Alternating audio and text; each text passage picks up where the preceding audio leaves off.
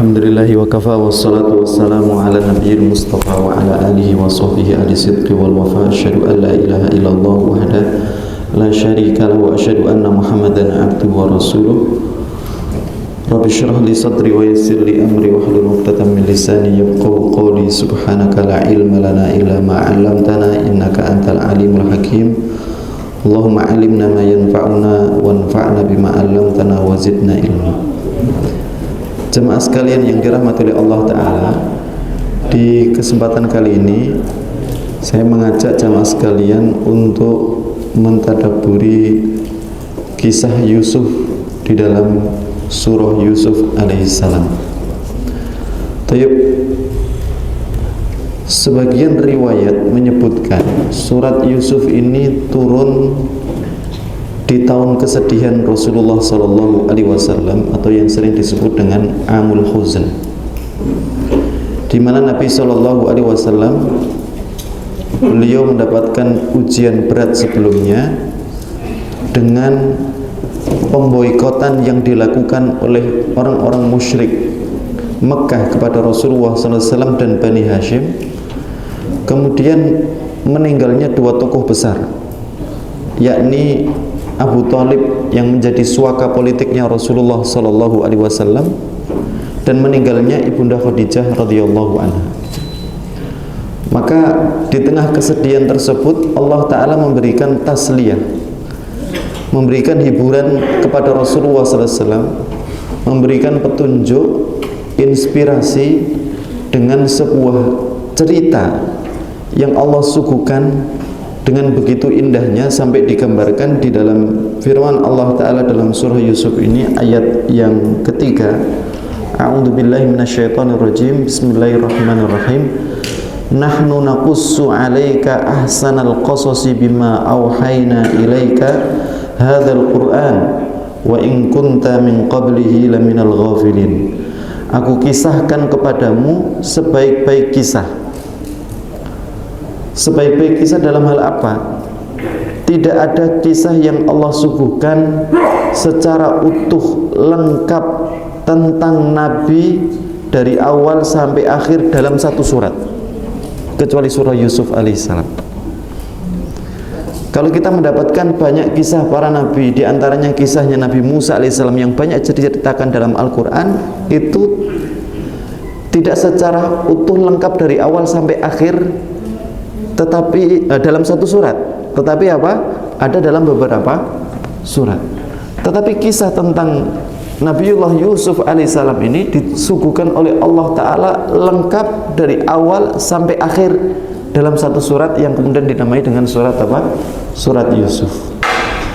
Cerita akan sebuah mimpi yang akan menjadi kenyataan, yang ini jadi inspirasi buat Rasulullah SAW dan kaum muslimin di tengah-tengah mereka menghadapi ujian di fase Mekah, bahwa mimpi kemenangan itu bukan sesuatu yang mustahil untuk menjadi kenyataan, di mana Allah Ta'ala mengabarkan kepada Rasulullah SAW akan kemenangan yang dicapai meskipun prosesnya berat, sebagaimana dalam cerita Nabi Yusuf alaihissalam akan mendapatkan sebuah kemenangan menjadi orang besar, meskipun prosesnya berat, harus terasingkan dari keluarganya. Lah, ini akan dihadapi oleh Rasulullah SAW. Maka kisah ini disuguhkan kepada Rasulullah SAW dan para sahabat. Oleh karena itu dalam sebuah riwayat janji kemenangan itu sudah ada, cuma bagaimana melihatnya seakan-akan, kalau bahasanya Benyamin Netanyahu, menganggap kemenangan kaum muslimin itu utopis gitu ya, mimpi gitu ya, dia katakan demikian. Tapi ya, Rasulullah SAW pernah mendapatkan keadaan itu, di mana beliau diceritakan tentang kisah surah Yusuf ini yang diawali dengan mimpi, yang mimpi itu kemudian berikutnya menjadi kenyataan. Dan ini jadi inspirasi buat Nabi SAW dan kaum muslimin, bahwa inspirasi kemenangan itu bukan sebuah atau bukan sesuatu yang mustahil, tapi itu akan menjadi kenyataan. Maka ketika Rasulullah SAW didatangi oleh Khabbab bin Arad, saat itu beliau berada di bawah naungan Ka'bah, maka Khabbab bin Arat yang mendapatkan ujian berat harus dipaksa murtad kembali ke agama kesyirikan, maka Khabbab ini merasakan kepalanya itu ditaruh besi yang panas kemudian ditempelkan di kepalanya, karena dia ini adalah seorang kuli pembuat pedang, ya, pembuat senjata. Sama tuannya, besi yang panas itu ditaruh di kepalanya agar dia mau apa? Murtad. Maka dia tidak keluar dari agamanya sampai datang kepada Rasulullah SAW. Ketika berada dalam naungan Ka'bah, maka dia katakan, ala tastansir ya Rasulullah, wahai Rasul, dengan kenyataan yang kita hadapi semacam ini, apa Anda tidak minta tolong sama Allah? Maka Rasulullah SAW bersabda kepada Khabbab bin Arat, ala inna man kana qablakum, sesungguhnya orang-orang sebelum kalian itu pernah mendapatkan ujian, di mana di antara mereka la yudau ala mafriqi ra'sih, diletakkan di ubun-ubunnya, di tengah kepalanya ini, bimin syari min hadid, dengan gergaji besi yang kemudian membelah menjadi dua. Fama yafriqu dzalika an dini, tapi itu tidak membuat mereka terpisah dari agamanya. Wa minhum may yudau ma baina lahmihi wa 'adhamihi bimin syati min hadid, di antara mereka ada yang disisir antara daging dan tulangnya dengan sisir besi untuk keluar dari agamanya. Fama yafriqu dzalika an dini, tetapi mereka tidak terpisah dari imannya, dari agamanya. Wa minhum may yughfaru lahum, di antara mereka ada yang dibuatkan parit kemudian dinyalakan api dan dilemparkan ke dalamnya, dan itu tidak memisahkan dari agamanya. Wallahi la yutimmannallahu hadzal amr, demi Allah, Allah akan menyempurnakan kemenangan Islam ini sesempurnanya, hatta yasirar raqibu min San'a ila Hadramaut la yakhaf illa dhi'ba ala ghanami, sampai nanti kemenangan itu dirasakan betul dengan ada seorang yang berjalan, berkendara dari Son'a menuju Hadramaut, tidak ada yang dia takutkan kecuali ketakutan seorang dari serigala yang akan memangsa kambing-kambingnya. Walakinnakum qaumun tasta'jilun, akan tetapi kalian adalah kaum yang terburu-buru, isti'jal, gitu kata Rasulullah sallallahu alaihi wasallam kepada Khabbab bin Arat. Maka di tengah kesedihan yang dihadapi oleh Rasulullah sallallahu alaihi wasallam, melihat kemenangan seakan susah, maka Allah berikan inspirasi cerita apa? Surah Yusuf yang turun kepada Rasulullah sallallahu alaihi wasallam fi amil huzn, ya, di tahun-tahun kesedihan. Barakallahu fikum jamaah sekalian yang dirahmati oleh Allah. Dan kisah Yusuf yang diceritakan di dalam surah Yusuf ini unik dan banyak pelajaran. Beberapa penulis kontemporer dari ulama dan dai Madinah, diantaranya Syekh Shalih Al-Munajjid Fakkallahu Asrah, menulis satu karya, Allahu a'lam sudah diterjemahkan atau belum. Beliau nulis mi'atu fawaid min surati Yusuf, ratusan faidah yang bisa dipetik dari kisahnya Nabi Yusuf alaihissalam di dalam surah Yusuf. Tayyib, tentunya tidak semuanya kita baca, ya. Kita ambil beberapa termin yang diceritakan oleh Allah Ta'ala di dalam surah Yusuf ini dan kemudian kita gali faidahnya. Di dalam ayat yang keempat dari surah Yusuf ini, Allah awali kisah tentang Nabi Yusuf alaihissalam. A'udzubillahi minasyaitonirrajim. Bismillahirrahmanirrahim. Idh qala Yusufu li abihi ya abati inni ra'aitu ahada asyara kawkaban wasyamsa wal qamara ra'aituhum li sajidin. Kalau ada kalimat itu maksudnya di situ ada menyimpan kata-kata wadkur, ingatlah akan sebuah cerita, akan sebuah kisah. Qala Yusuf, di mana Yusuf berkata li abihi kepada ayahnya. Siapa ayah Nabi Yusuf? Nabi Ya'qub alaihissalam. Jadi Nabi Ishak pernah memerintahkan putranya Nabi Yakub untuk berangkat menuju negeri pamannya yang ada di Haran. Haran sekarang ada di Irak. Maka Nabi Yakub alaihissalam berangkat menuju Haran dan diperintahkan sama pamannya untuk bekerja. Jadi beliau Nabi Yakub alaihissalam ketika di tempat pamannya melihat pamannya ini punya beberapa putri. Ada putri yang besar namanya Lea, kemudian yang adiknya namanya Rahel. Nabi Yakub suka terhadap Rahel dan ingin menikahinya. Maka pamannya mensyaratkan dia harus bekerja mengembala selama beberapa bulan. Ada yang meriwayatkan 15 bulan. Yang kemudian setelah dia melakukan itu, sehingga pamannya betul-betul tahu betul karakternya Nabi Yakub alaihissalam, maka akan dinikahkan dengan Rahel. Setelah beliau menjalankan tugasnya, ternyata Nabi Yakub alaihissalam ini tidak dinikahkan dengan Rahel, tapi dinikahkan dengan kakaknya Lea. Maka Nabi Yakub nuntut, kenapa dinikahkan dengan Lea padahal pamannya menjanjikan dengan siapa? Rahel. Maka pamannya mengatakan bahwa dalam adat kami seorang adik tidak patut menikah, adik perempuan menikah melangkai apa? Kakaknya. Maka kemudian pamannya menjanjikan kalau dia menikah dengan Lea, maka berikutnya dia akan dinikahkan dengan Rahel. Dulu belum diharamkan. Makanya di dalam Al-Quran diharamkan mengumpulkan apa? Wa antajma'u bainal ukhtaini illa ma qad salaf. Mengumpulkan menikahi dua saudara perempuan illa ma qad salaf, kecuali yang telah lalu.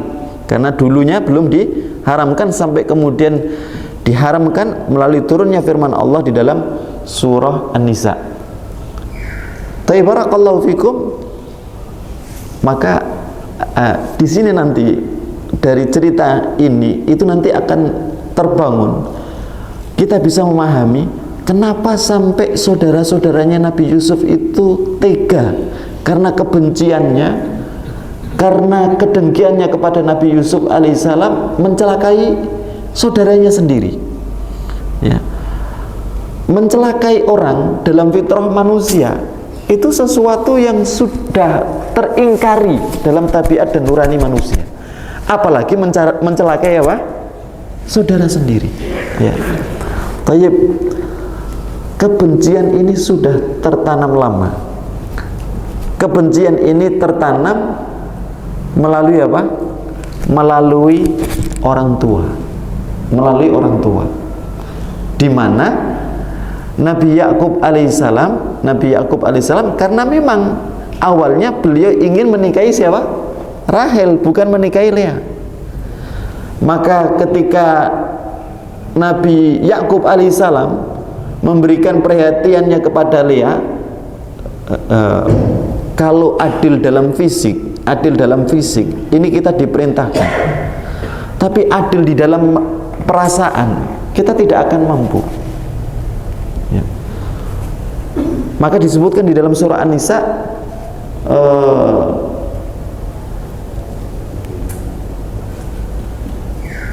walan tastati, saya lupa ayatnya ya, anta adilu walau harastum, kalian sama sekali tidak akan bisa berbuat adil meskipun kalian berusaha. Di dalam apa? Urusan perasaan. Karena manusia tidak memiliki apa yang dimiliki di dalam hatinya. Maka Rasul pernah berdoa, Allahumma inni aqsimu fima amlik wa a'udzu bika fima la amlik. Ya Allah, aku berbagi kepada istri-istriku dalam sesuatu yang aku mampu, yang aku miliki, tetapi sesuatu yang tidak aku miliki, urusan hati, maka aku serahkan kepadamu. Ya. Barakallahu fikum. Lah, maka kecemburuan yang dimiliki oleh seorang ibu dari Lea yang kemudian rasa sakit hatinya itu diceritakan kepada anaknya, sampai kemudian terawat di hati anaknya, yang kemudian menimbulkan hubungan kebencian, hubungan dengki anak-anaknya Nabi Yakub alaihissalam, saudaranya Nabi Yusuf kepada Yusuf alaihissalam. Saya lanjutkan lagi ya terjemahan ayat tadi. Ketika Nabi Yusuf berkata kepada ayahnya, "Ya abati, wahai ayah, inni ra'aitu ahada asyara kaukaba." Aku melihat 11 kaukab, ya, bintang, wasyamsa, matahari, wal qamara, dan rembulan, ra'aituhum li sajidin. Aku melihat semuanya itu sujud kepadaku.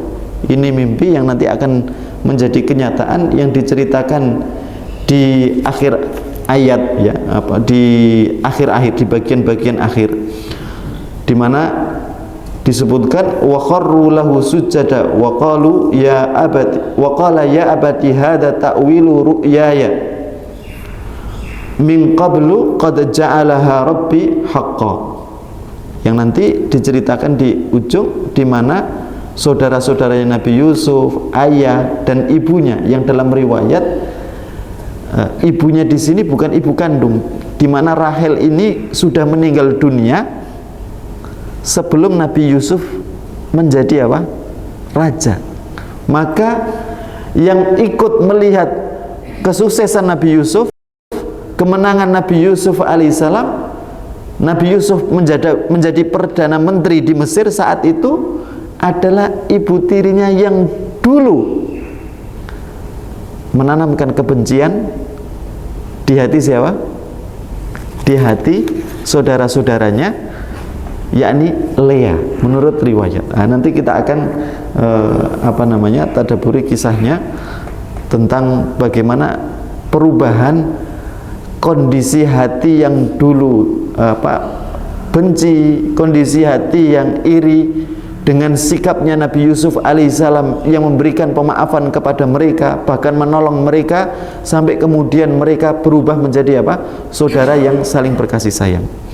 Tayyib, barakallahu fikum, jamaah sekalian dirahmati Allah. Ini mimpinya Nabi Yusuf alaihissalam, ya, yang diceritakan kepada ayahnya, dan bercerita tentang mimpi yang baik itu dianjurkan, ya, dengan harapan agar mimpi itu menjadi kenyataan, karena wahyu itu sudah terputus dan tidak tersisa kecuali kabar-kabar baik yang Allah kabarkan kepada seseorang melalui mimpi. Dalam riwayat disebutkan inqata al-wahyu wa lam tabqa ilal mubasyirat.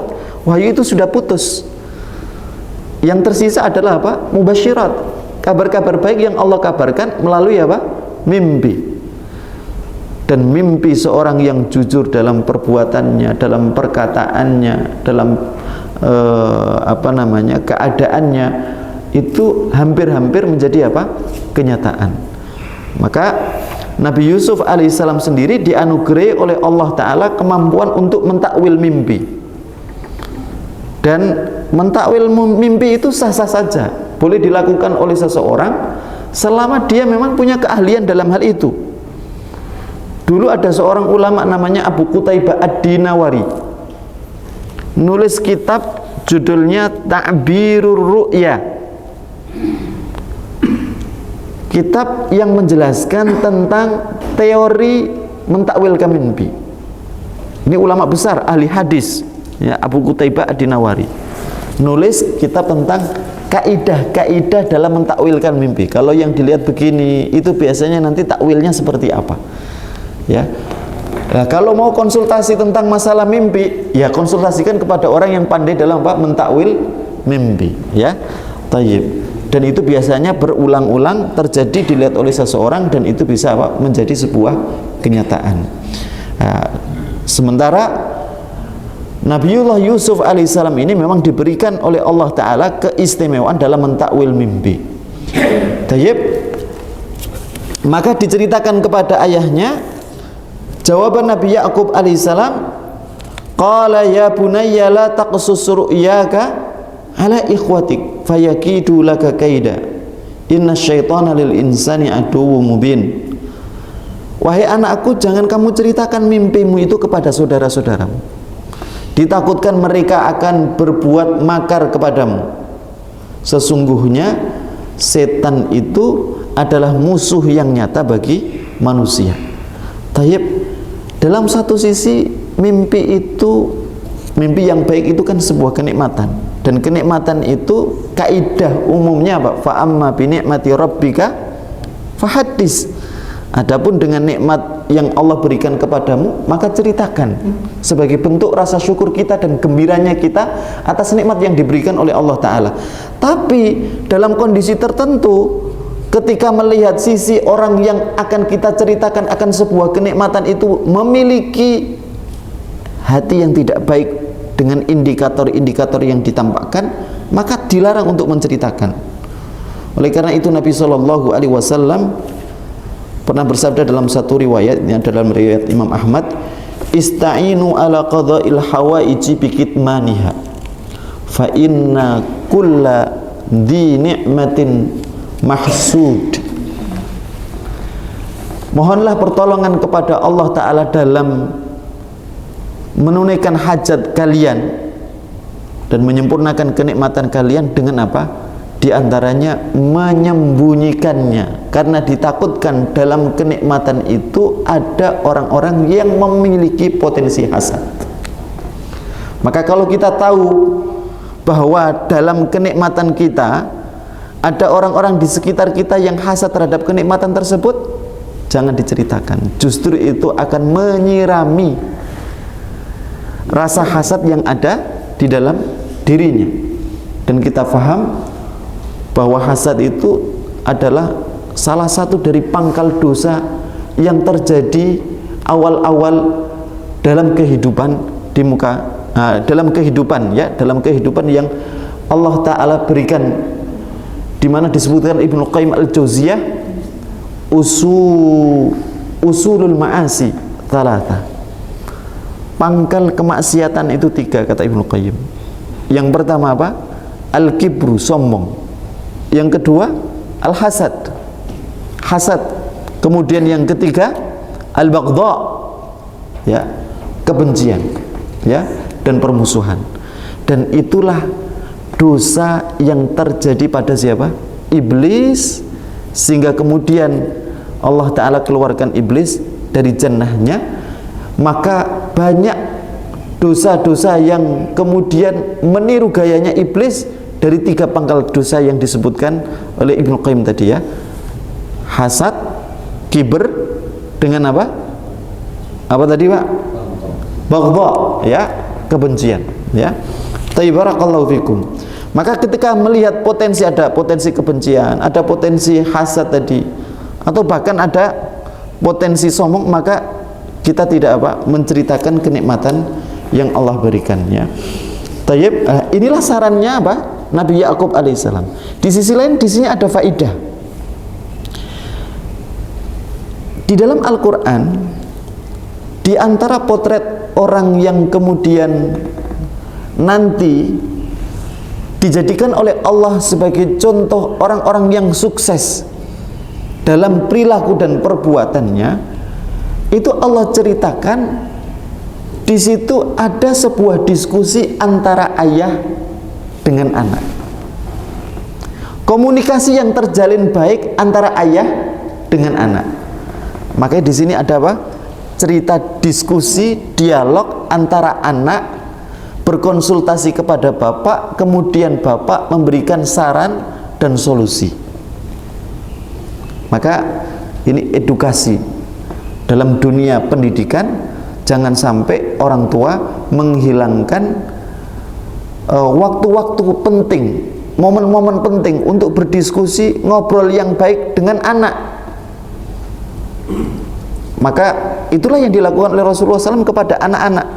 Rasulullah banyak berbicara kepada anak-anak saat beliau membonceng anak-anak bersama beliau, baik di kendaraan yang minimalis berupa keledai. Rasulullah SAW berbicara kepada Mu'adz bin Jabal, mengajarkan sesuatu kepada Mu'adz bin Jabal saat Mu'adz bin Jabal dibonceng, kepada Usama bin Zaid, kepada Abdullah bin Abbas, dan kemudian berikutnya mereka jadi orang-orang besar, ya. Nah, contoh lain diskusi anak dengan ayah yang di situ ada bahasa ya bunayya, panggilan kasih sayang orang tua kepada anak. Itu diceritakan tentang kisahnya Nabi Ibrahim dengan siapa? Ismail, yang diceritakan di dalam surah As-Saffat. Falamma balagha ma'ahu sa'ya qala ya bunayya inni ara fil manami anni adbahu fandur madza tara. Ketika Ismail itu telah dewasa, telah besar, maka kemudian Ibrahim menyampaikan tentang mimpinya, dan mimpinya Nabi yang diceritakan itu adalah wahyu, bahwa Nabi Ibrahim melihat beliau menyembelih Ismail. Ini perintah, tapi perintah itu dikomunikasikan dengan cara baik, bukan dengan cara apa? Langsung kemudian, wah Ismail kamu harus patuh langsung, di mana Allah memerintahkanku untuk menyembelih kamu, siap-siap. Tidak, tapi apa? Didiskusikan dengan cara diskusi yang baik, ada hubungan yang baik di situ. Tapi barakallahu fikum, lah di situ kita dapatkan faidah, diskusi antara orang tua dengan anak, dialog orang tua dengan anak, komunikasi orang tua dengan anak, terjalin hubungan komunikasi yang di situ ada edukasi, itu akan memberikan manfaat yang baik buat anak. Tayyib. Kemudian di ayat berikutnya, wa kadzalika yajtabika rabbuka wa yu'allimuka min ta'wilil ahadits wa yutimmu ni'matahu 'alaika wa 'ala ali yaquba kama atammaha 'ala abawayka min qablu Ibrahim wa Ishaq inna rabbaka hakimun alim. Begitulah Allah memilihmu dan mengajarkan kepadamu takwil mimpi. Maka Allah menyempurnakan nikmatmu kepadamu dan keluarga Yakub. Nah, ini juga menjadi sebuah sinyalemen di mana Yakub paham Allah memilih putranya Yusuf alaihissalam sebagai apa? Nabi dan Rasul, untuk menyempurnakan kenikmatan keluarga Yakub, keluarga Ishak, keluarga Ibrahim. Bukankah Allah sudah berjanji kepada Nabi Ibrahim bahwa waja'alna min dzurriyyatihin nubuwata wal kitab, aku jadikan keturunannya Ibrahim itu mereka jadi nabi dan Allah turunkan kitab kepada mereka. Tapi di antara keturunan juga ada faminhum dzalimun li nafsih, di antara keturunannya ada juga keturunan yang zalim terhadap dirinya. Maka Nabi Yusuf ini menyempurnakan kenikmatan yang Allah berikan kepada apa? Keluarga Ibrahim alaihissalam. Salah satu kenikmatan yang dirasakan oleh orang tua adalah apa? Ketika anaknya itu dipilih oleh Allah Ta'ala menjadi anak yang baik, menjadi anak yang salih. Dan inilah kenikmatan besar kita ketika anak kita dipilih oleh Allah menjadi anak yang salih, jadi alim ulama, jadi apa ya? Nah, ini kenikmatan yang besar. Barakallahu fikum. Nabi Yakub paham bahwa anaknya dipilih oleh Allah Ta'ala menjadi nabi melalui konsultasi yang disampaikan oleh anaknya Yusuf alaihissalam tentang mimpinya ini, dan anugerah bahwa Nabi Yusuf bisa mentakwil mimpi, ya. Tayyib, laqad kana fi Yusuf wa ikhwatihi ayatul lisailin id qalu la Yusuf wa akhuhu ahabbu ila abina minna wa nahnu usbatun inna abana lafi dhalalim mubin. Nah, ini kisah awal cerita tentang perjalanan Nabi Yusuf alaihissalam dengan saudara-saudaranya, di mana saudaranya mengatakan la Yusufu wa akhu, sesungguhnya Yusuf, wa akhu, dan saudaranya. Saudara sekandungnya Yusuf siapa? Binyamin, ya, nanti akan ada ceritanya di berikutnya. Ahabbu ila abina minna, itu lebih dicintai oleh ayah kita daripada kita. Wa nahnu usbah, kita itu cuma sisa. Inna abana lafi dhalalim mubin, maka mereka mempersepsikan ayahnya, sesungguhnya ayah kita berada dalam kesalahan yang nyata, dalam kesesatan yang nyata, di mana ayahnya dianggap tidak adil, lebih perhatian kepada Yusuf, lebih cinta Yusuf dan saudaranya. Maka tadi cerita awal yang saya sampaikan tentang bagaimana Nabi Yakub alaihissalam, cerita pernikahannya dengan Rachel dan pernikahannya dengan siapa? Lea. Kecemburuan Lea itu kemudian dia ceritakan kepada anaknya. Nah, makanya kalau di sini ada yang poligami, kemudian dari masing-masing istri punya apa? Keturunan.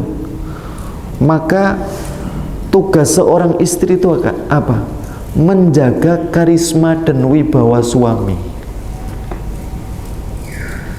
Itu yang sebenarnya dilakukan oleh siapa? Hajar. Selalu menceritakan, meskipun pertemuan Nabi Ibrahim dengan Ismail itu tidak kuantitasnya tidak banyak,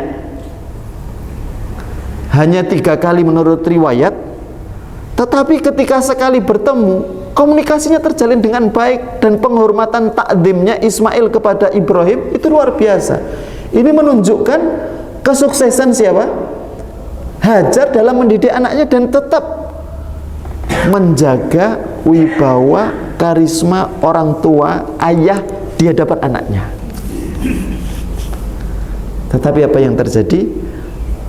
Justru ceritanya adalah cerita sakit hati oleh seorang ibu kepada anak, sehingga kemudian tumbuh kecemburuan, tumbuh kebencian seorang anak kepada apa? Kepada Yusuf alaihissalam, kepada saudara seayahnya dan kepada ibunya. Tayyibarakallahu fikum. Di dalam urusan perhatian orang tua ya, Nabi pernah ya mendapatkan ada seorang sahabat datang kepada Rasulullah SAW memberikan hadiah pembantu kepada anaknya dan meminta restu dari Rasulullah SAW. Maka Rasulullah bertanya, ana hal takulla gulamika bimithli mana hal talah, apakah kamu berikan anak-anakmu yang lain hadiah seperti yang kamu berikan kepadanya? Kalau hadiah kan dituntut adil ya. Maka kata sahabat tadi, tidak, yang dikasih gulam, budak, itu cuma anaknya ini. Maka Rasulullah SAW memerintahkan dia untuk membatalkan hibahnya kepada anaknya dan diperintahkan dia untuk adil memberikan semua anaknya. Kalau tidak, maka pemberian itu dibatalkan. Bahkan pernah datang ada orang tua yang duduk di masjid, datang anaknya kemudian didudukkan oleh sahabat tersebut di sisi kanannya dan dia cium keningnya. Kemudian datang anak yang lain, kemudian duduk di sisi kirinya. Mungkin ini keabaiannya dan kelalaiannya, bukan dia tidak sayang kepada keduanya, dia tidak menciumnya. Maka melihat hal itu Rasulullah SAW menegurnya bahwa dia tidak berbuat adil dalam pemberian, karena itu sesuatu yang bersifat fisik, terlihat oleh anaknya ya. Maka kita diperintahkan untuk adil dalam pemberian kepada apa? Kepada orang yang wajib untuk kita nafakoi, baik itu istri, kalau istrinya 2 diperintahkan untuk adil, 3 diperintahkan untuk adil, anaknya juga diperintahkan untuk adil secara pemberian fisik ya. Tayyibarakallahu fikum. Uqtulu Yusuf, kedengkian mereka itu kemudian melahirkan rencana yang buruk. Maka di antara saudaranya Yusuf ada yang mengatakan, uqtulu Yusuf, bunuhlah Yusuf, awid rahuhu arda yakhlu lakum wajhu abikum, atau buang dia yang sekiranya ayahnya tidak bisa melihat lagi siapa? Yusuf alaihissalam. Wa takunu min ba'dihi qauman sholihin.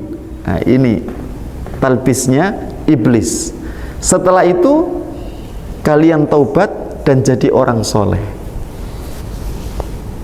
Jadi merencanakan kemaksiatan dan kemudian dibumbui dengan argumen nanti setelah ini kita taubat dan jadi orang soleh.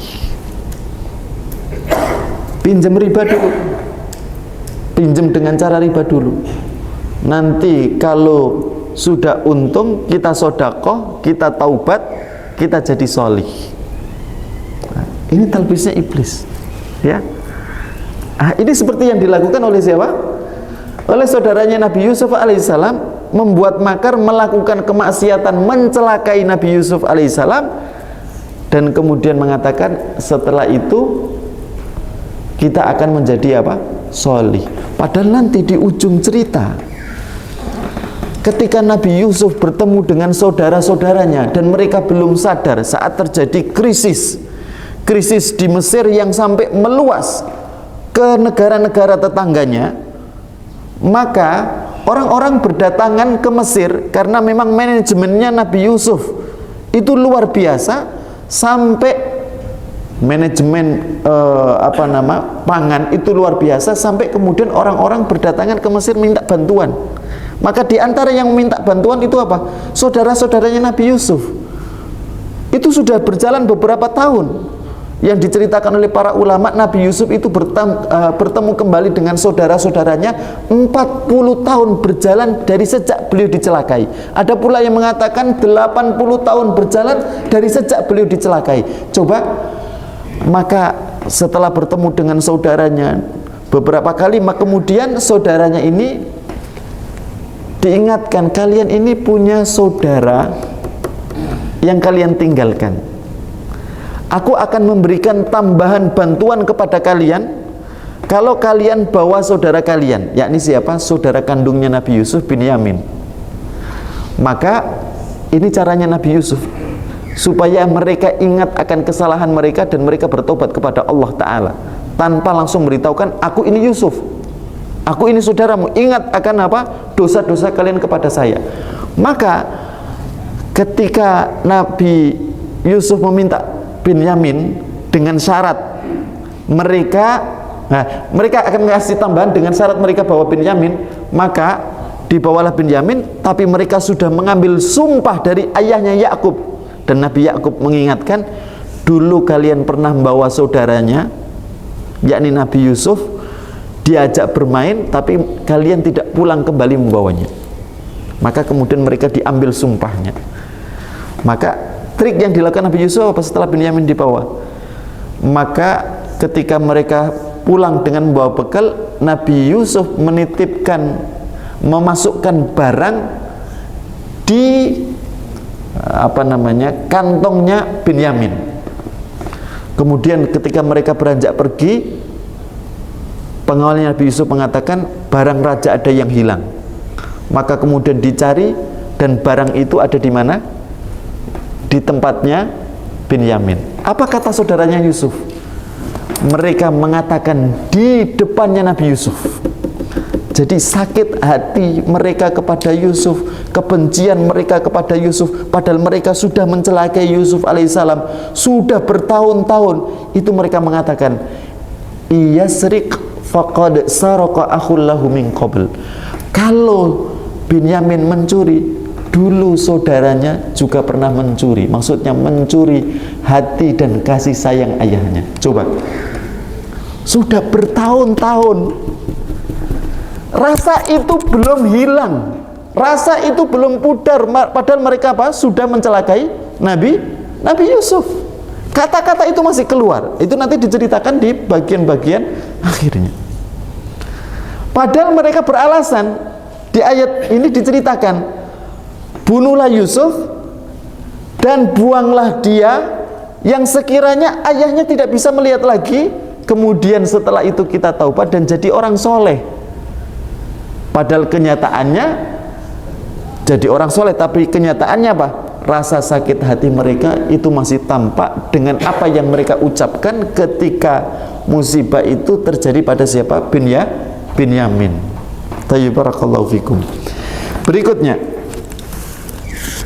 ya, qala qailun min, Maka di antara mereka ada yang mengatakan, la taqtulu Yusuf, jangan bunuh Yusuf.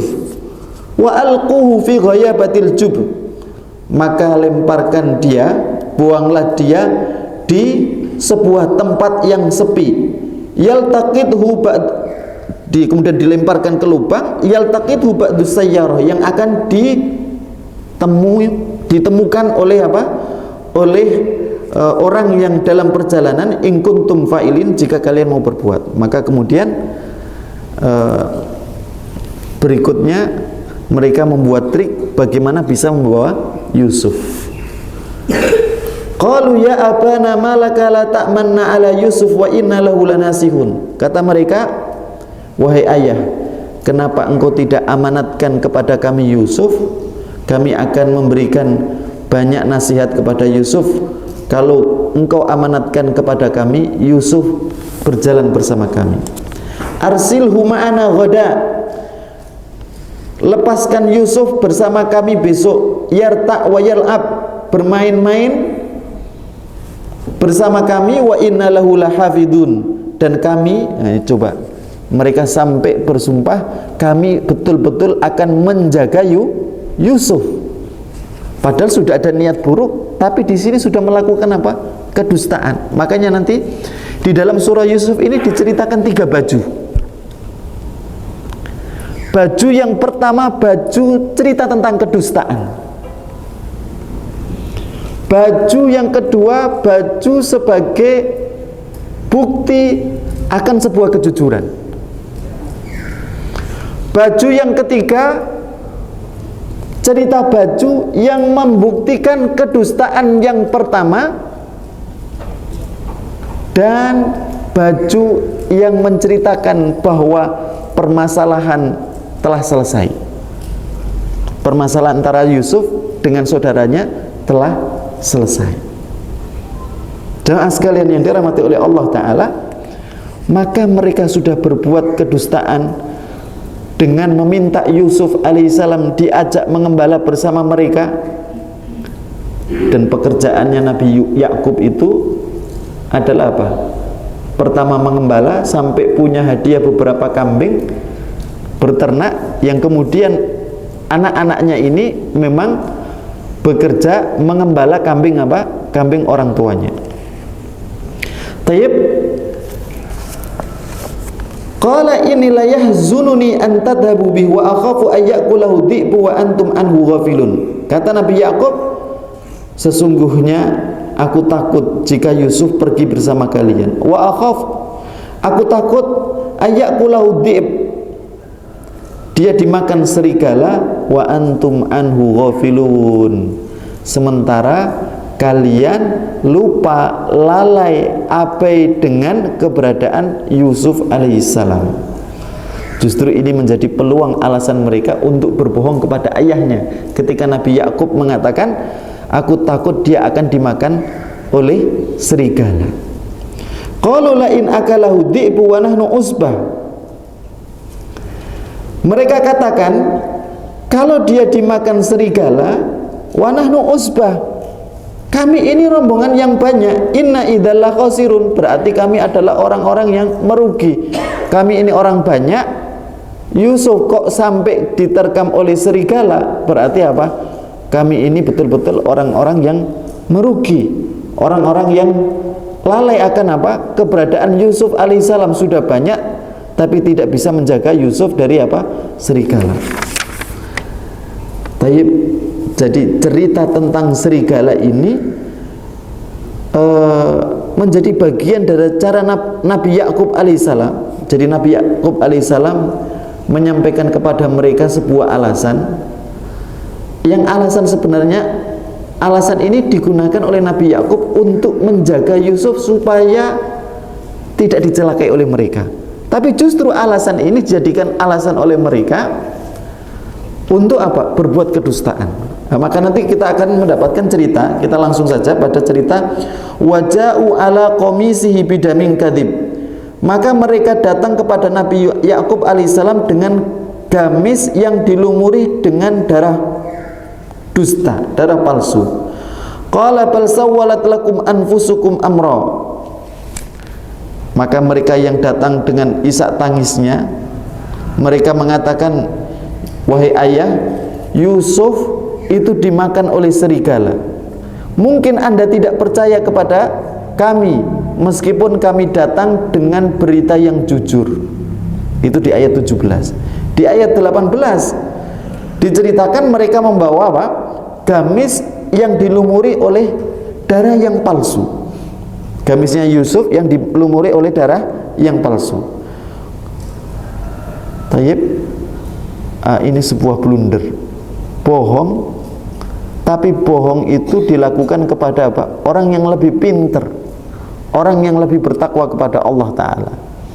Sampai di antara ulama ada yang mengatakan begini, bagaimana mungkin serigala itu memangsa Nabi Yusuf alaihissalam sementara kancingnya itu masih tersisa. Jadi dibuka kancingnya dulu, kemudian apa? Baru dimakan. Jadi Nabi Yakub paham bahwa anaknya ini apa? Datang bercerita dengan cerita palsu. Karena gamis yang dibawa ini apa? Kancingnya masih utuh. Kan nggak mungkin serigala apa? Buka kancingnya kemudian apa? Dimakan. Maka ada sebuah blunder. Mereka berdusta kepada siapa? Nabi Yakub.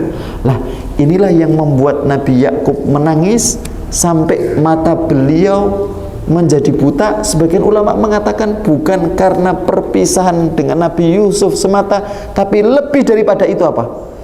Karena anaknya datang dengan membawa penyakit kebencian sampai menghalalkan banyak hal, menghalalkan kedustaan, menghalalkan banyak hal disebabkan karena kebencian dan dengki mereka kepada Yusuf alaihissalam. Yang nanti di cerita baju yang tadi saya sampaikan, Nabi Yusuf alaihissalam ketika sudah bertemu dengan saudara-saudaranya, itu kan menitipkan baju kepada Pak. Jadi ketika permasalahan sudah selesai, Nabi Yusuf memberitahukan kepada mereka, saya ini adalah Yusuf. Maka kemudian mereka meminta maaf, dan kata Yusuf, la tathriba alaikumul yaum, hari ini tidak ada tuntutan atas dosa yang pernah kalian lakukan kepadaku. Kalian semuanya sudah saya maafkan. Maka kemudian Nabi Yusuf mengatakan, bawalah bajuku ini wa alquhu ala wajhi abi ya'ti basiro, dan berikan bajuku ini kepada ayahku, maka dia akan bisa kembali melihat. Yang diceritakan oleh para ulama, kenapa Nabi Yakub dengan cerita baju yang ketiga, bajunya Yusuf alaihissalam, kan baju pertama itu dibawa dengan kebohongan yang membuat butanya Nabi Yakub. Baju kedua dibawa dengan kejujuran yang membuktikan Yusuf itu masih ada, maka kemudian diberikan kepada Nabi Yakub. Maka ketika Nabi Yakub mencium bajunya Yusuf, maka beliau berangsur-angsur sembuh. Kenapa? Hatinya terobati. Saudaranya sendiri yang membawa bajunya. Permasalahan antara hubungan saudara ini telah selesai, sehingga hatinya Nabi Yakub ini terobati dan kemudian beliau sembuh. Makanya muara penyakit, kata Ibnul Qayyim Al-Jauziyah, itu di mana? Penyakit fisik, penyakit dalam, itu muaranya di mana? Di hati. Ya. Maka sesuatu yang perlu dilakukan oleh dokter ketika dia mendiagnosa pasiennya dan mengobatinya adalah apa? Menghibur hatinya. Itu penting, ya, menghibur hatinya. Bukankah Nabi Yakub yang matanya sudah putih buta, nggak bisa melihat, coba bisa melihat kembali ketika hatinya apa? Hatinya terhibur, hatinya sembuh karena penyakit-penyakit yang ada pada anaknya ini selesai, sehingga kemudian beliau bisa bertemu kembali dengan Yusuf dengan masalah telah selesai semuanya. Ini sisi cerita antara Nabi Yusuf dengan saudara-saudaranya, ya.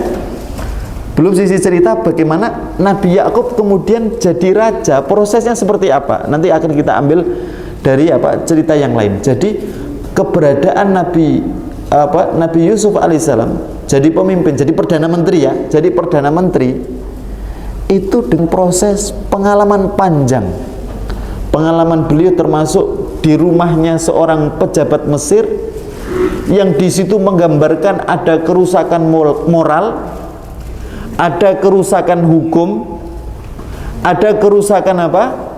Ada kerusakan ekonomi, manajemen ekonomi, sehingga kemudian menyebabkan krisis. Dan Nabi Yusuf alaihissalam faham tentang semua itu, maka beliau tampil menjadi solusi sehingga kemudian beliau jadi pemimpin. Nah, nanti kita akan tadaburi kisah tersebut di cerita ayat-ayat berikutnya. Jazakumullah khairan. Semoga bermanfaat. Sallallahu wasallam ala nabiyyina Muhammadin wa ala alihi washabihi ajmain. Subhanaka wa bihamdika nasyhadu an la ilaha illa anta nastaghfiruka wa natubu ilaik. Assalamualaikum warahmatullahi wabarakatuh.